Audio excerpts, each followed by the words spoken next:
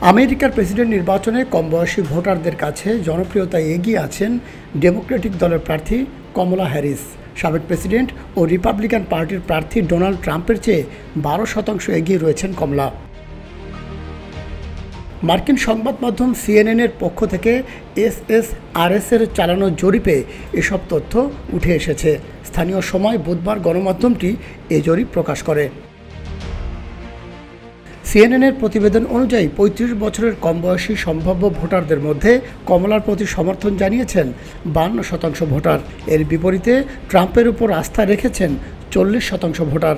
35 বছরের কম বয়সী নারী ভোটাররা ট্রাম্পের চেয়ে কমলাকে পছন্দ করেন।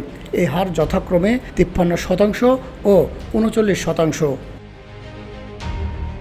নিবন্ধিত ভোটারদের মধ্যে তরুণদের তুলনায় তরুণীরা কমলা সম্পর্কে ইতিবাচক দৃষ্টিভঙ্গি প্রকাশ করতে 15% বেশি পছন্দ করেন। তবে 2020 সালের তুলনায় ডেমোক্র্যাটদের জন্য ভালো নয়। তখন প্রেসিডেন্ট জো বাইডেন একই বয়সের মানুষের মধ্যে 21 পয়েন্টের ব্যবধানে এগিয়ে ছিলেন।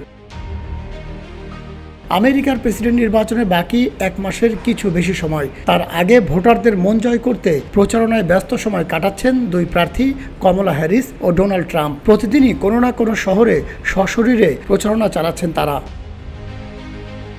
নির্বাচন পূর্ব জরিপগুলোর শুরুতে ডেমোক্র্যাটদের থেকে বড় ব্যবধানে এগিয়ে ছিল রিপাবলিকানরা। তবে কমলা হ্যারিস দলীয় মনোনয়ন পাওয়ার পর সে ব্যবধান তো কমিয়েছেনই, এমনকি কিছু কিছু ক্ষেত্রে ট্রাম্পকে ছাড়িয়েও গিয়েছেন।